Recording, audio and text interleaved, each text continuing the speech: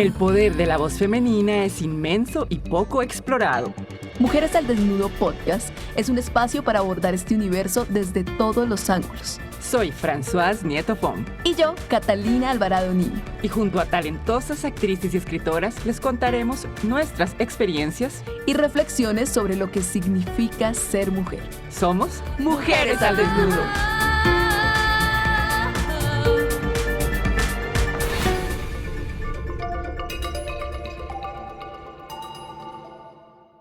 Hola, Cata. Hola.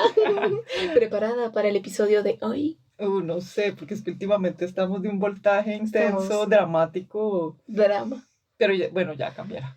Sí, ya cambiará, pero pues estamos tocando temas importantes que se tienen que tocar. Sí, porque eso se trata el podcast, de hablar las cosas que no se hablan. Uh-huh. Y eso nos dice la gente, ay, estos temas aún son tabú, pero... Eso es lo interesante que podamos conversar y obviamente esperamos también ver su retroalimentación, escuchar también otras voces porque nosotros aquí no tenemos la última voz, simplemente reflexionamos sobre temas, pero siempre estamos abiertas a escuchar a las demás personas y todo lo que nos puedan aportar. Bueno, ¿cómo es que se llama el episodio de hoy? El episodio de hoy se llama Cosas que aún duelen. Duelen y Vamos nada. a que nos duela. Vamos a que nos duela un poquito, pero escuchen lo que les va a encantar de todas maneras. Bueno. Esto que aún duele. Era un día normal, en el que revisaba las notificaciones de mi celular. De pronto, encontré un mensaje con una noticia estremecedora. De esas que te ponen la piel de gallina. Y es que esto que estaba leyendo no solo era horroroso, sino que traía a mi mente recuerdos muy dolorosos. Existen tantas cosas en nuestra mente que quisiéramos ignorar. Vivimos con el miedo de volver a sentir ese dolor. Por eso, preferimos desconocer que viven dentro de nosotros. Y hacer eso solo hace que estas heridas nos cierren de la manera correcta.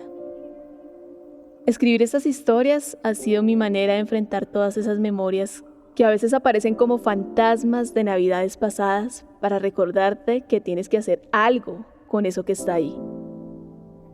Entonces, leer esta noticia trajo a mi mente ese día en el que mi hermano llegó del colegio cojeando. Su pantalón estaba lleno de barro. Él intentaba caminar como si no le hubieran hecho nada. Creía que no lo notaríamos, pero le habían pegado tan duro que para él era imposible caminar normal. Quiero hablarles del dolor tan grande que sentí en ese momento. Un dolor que, seguramente, muchos de ustedes han sentido, porque el acoso y el matoneo parecen ser el pan de cada día en las instituciones educativas. Niños como mi hermano son expuestos a daños físicos y psicológicos por parte de otros niños. Mi hermano era esa población que, según investigaciones, es más vulnerable y tiene mayor riesgo de ser víctima de acoso escolar. Digamos que era un niño que los demás podían percibir como diferente.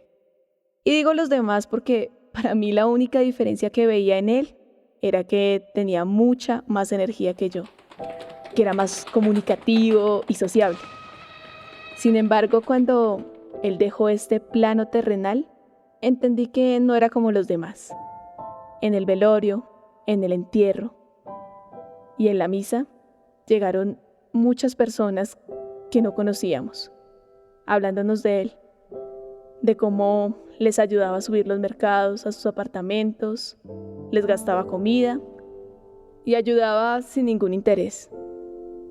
Para nosotros, todo eso que decían era totalmente desconocido, pero nos ayudó a entender algunas cosas que nos dieron paz.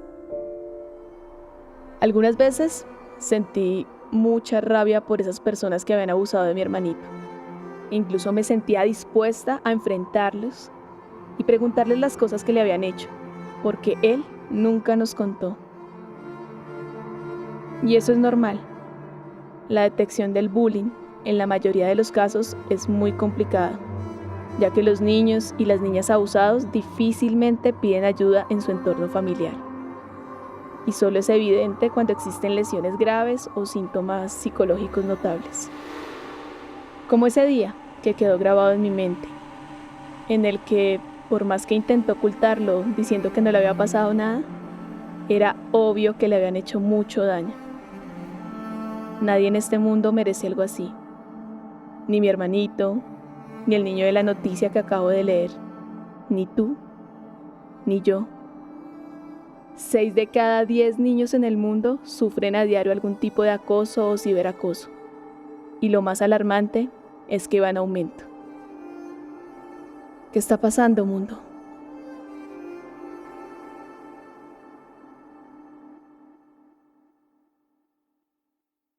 Bueno, mi gata.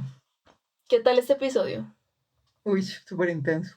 Bueno, no sé, últimamente estamos con episodios muy intensos. Sí, estamos muy intensas, pero lo que pasa es que también creo que estamos motivadas por cosas que, no sé, que nos llegan en el diario vivir, ¿no? Como este tipo de noticias. Entonces, por eso últimamente hemos tocado temas fuertes, de pronto de mujeres, porque hemos visto casos de violencia.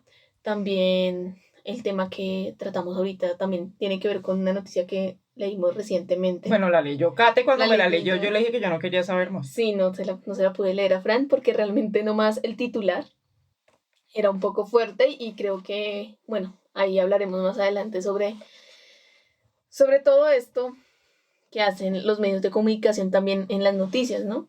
Porque hay veces que no es, aunque es grave, no es tan grave como estaba en el titular. Pero bueno, hablando de este episodio en particular, yo quería decir que realmente cuando lo escribí no quería ir tan profundo en la historia porque es una historia fuerte, es una historia dolorosa y tampoco queremos pues volvernos aquí, no quiero ser Llorónica Castro del podcast.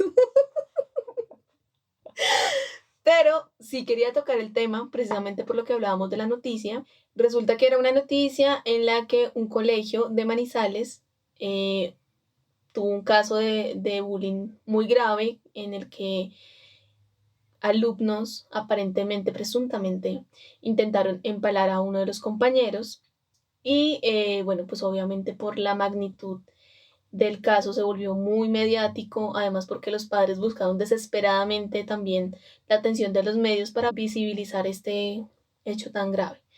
Entonces, obviamente estuvo en todas las portadas, En todos los medios. En y todos los después, medios. sí, resultó que sí había sido grave, pero el niño no lo habían empalado, pero igual sí le habían hecho mucho daño. Y entonces... y todo lo que significa esto. Entonces, digamos que tengo a alguien muy cercano en el colegio en el que pasó este hecho.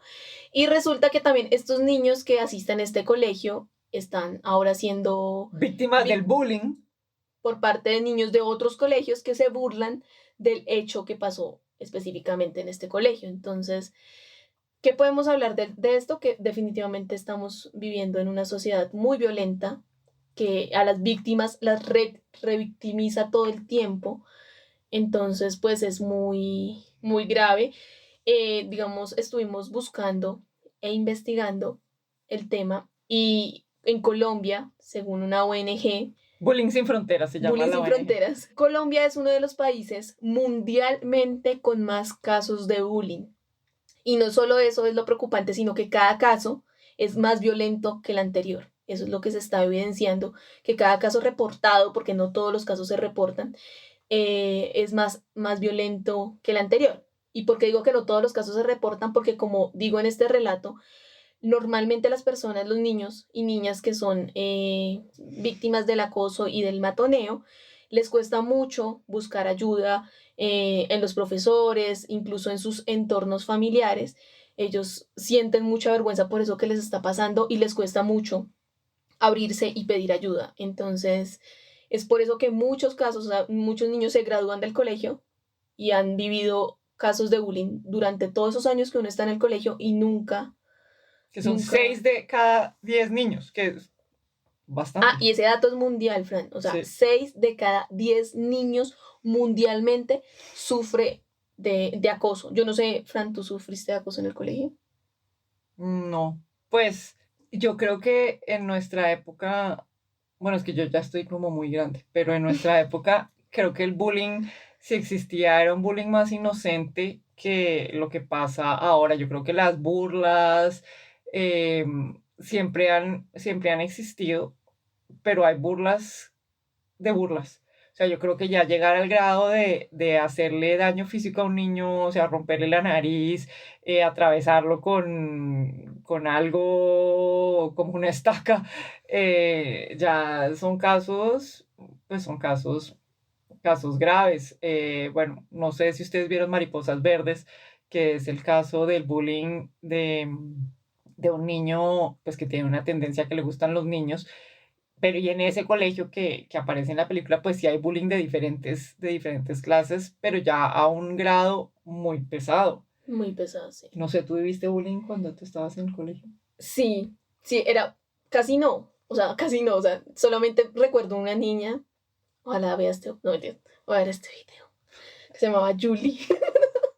Y ella tenía una cosa muy chistosa, es que se acercaba a veces a decirme cosas feas. Pero yo tenía una cosa desde pequeña que yo como que, no sé, yo no le ponía cuidado y creo que siempre frené el bullying porque como que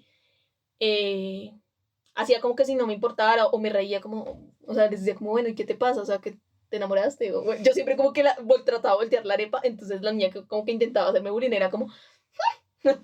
Entonces como que no dejé, pero obviamente son cosas que obviamente me acuerdo porque me dolía, así yo me defendiera y yo dije no me la voy a dejar montar, pero sí era como uy, pero ¿qué le hice? O sea, como que uno empieza a preguntarse muchas cosas, empieza a creer las cosas que te están diciendo, y seguramente pues los agresores van hasta donde uno se lo permite, pero en el caso digamos de mi hermana pequeña, sí me acuerdo mucho que en el colegio había una niña que, no sé, ella me quería mucho y era del salón de mi hermana pequeña. Y cuando entró mi hermana pequeña a estudiar, la niña la odiaba y le hacía la vida imposible, tanto que a mí me tocó pasar cada descanso con mi hermana y con mis amigas. O sea, mi hermana duró mucho tiempo en el que no socializaba con las niñas de su salón por el tema de que esta chica le hacía la vida imposible y era tenaz. Con mi hermana no fue tan duro porque digamos que con mis amigas la frenamos para que no se metiera más con ella, pero mi hermana sí me cuenta de casos de que la niña llegaba, cogía las maletas de las otras niñas, las vaciaba en el sanitario. ¿Qué es esto? Les vaciaba todo lo que tenían ahí, les rompía los cuadernos, bueno, se los quemaba, o sea... Nosotros, yo me acuerdo que sí, en mi clase de química, si uno dejaba los cuadernos por ahí, sí se los quemaban y sí, habían unos niños que eran bastante pillos, pero yo no sé si... Tal vez eso hoy se consideraría bullying. Yo creo que en mi época se consideraba, o nosotros lo considerábamos como unas travesuras, que también como que uno sabía que así dejo el cuaderno acá, le puede pasar esto porque estos niños son muy traviesos. Sí, no puede dar papaya. Pero yo no creo y no siento hoy que fuera de maldad. Y yo, digamos que a estos compañeros del colegio que eran un tanto pillos, yo hoy, pues, digo, los aprecio muchísimo. Somos grandes amigos, les tengo mucho cariño y yo no siento que el haber quemado los cuadernos o lo que sea era una cosa personal, porque no era dirigido contra una persona.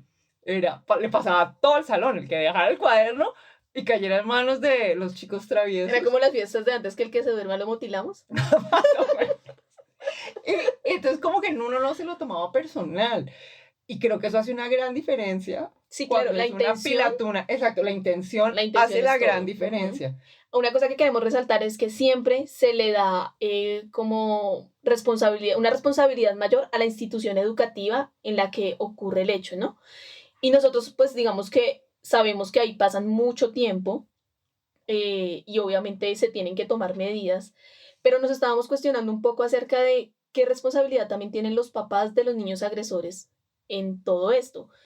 ¿Cómo aportan los padres en esa educación? Porque la educación, digamos que va de casa y también se complementa en el colegio, pero las dos partes son súper importantes. ¿Y qué herramientas tienen los padres para también lidiar con esto cuando ellos son, digamos, también están involucrados en estas situaciones? Porque a veces uno como papá tampoco sabe qué hacer. Exactamente.